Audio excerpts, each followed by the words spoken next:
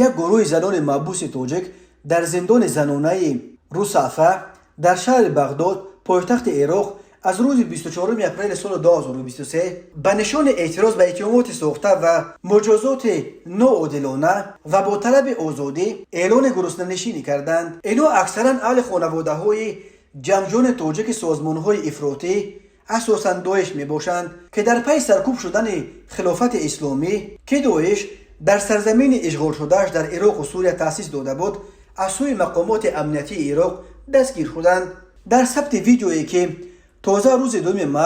به دست اداره پایگاه خبری بامداد رسید، دست کم 8 زن برقع و نقاب بر تن رو در روبروی دوربین ویدیو کامراها حاضر شدند و یکی از آنها متن مراجعتشان را قرائت می کند. به گفته این زن آنها همه شهروندان تاجیکستان بوده در زندان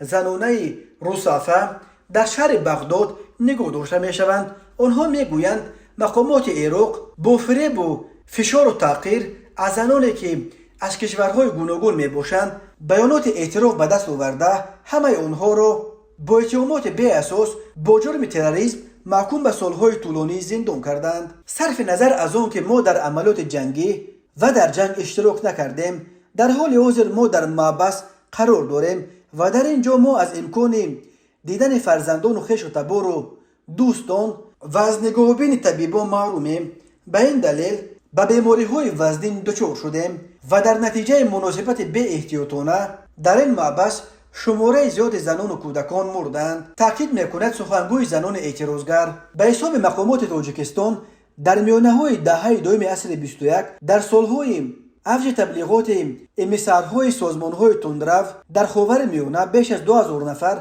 از شهروندان تاجیکستان از جمله 10 نفر آنها خانخیز یعنی امرو با زنان و فرزندان و حتی پدر و مادران پیرشان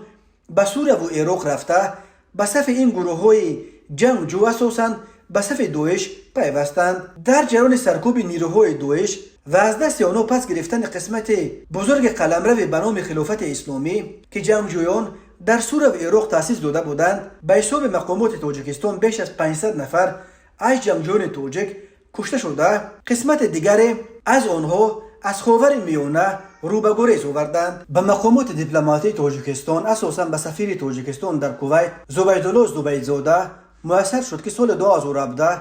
89 کودک تاجیک را از عراق و ماه یول سال 2022 باز 146 زن و کودک تاجیک را از سوریه به وطن برگرداند. ولی در عموم به وطن برگرداندن بخصوص همسران جنگجویان تاجیک به مشکلی صورت میگیرد، چون که در عراق 10 نفر آنها با جرم مساعدت به فعالیت‌های تروریستی محکوم به سالهای طولانی زندان و چند زن تاجیک و ازبک تا محکوم به زندان عمرباد شدند.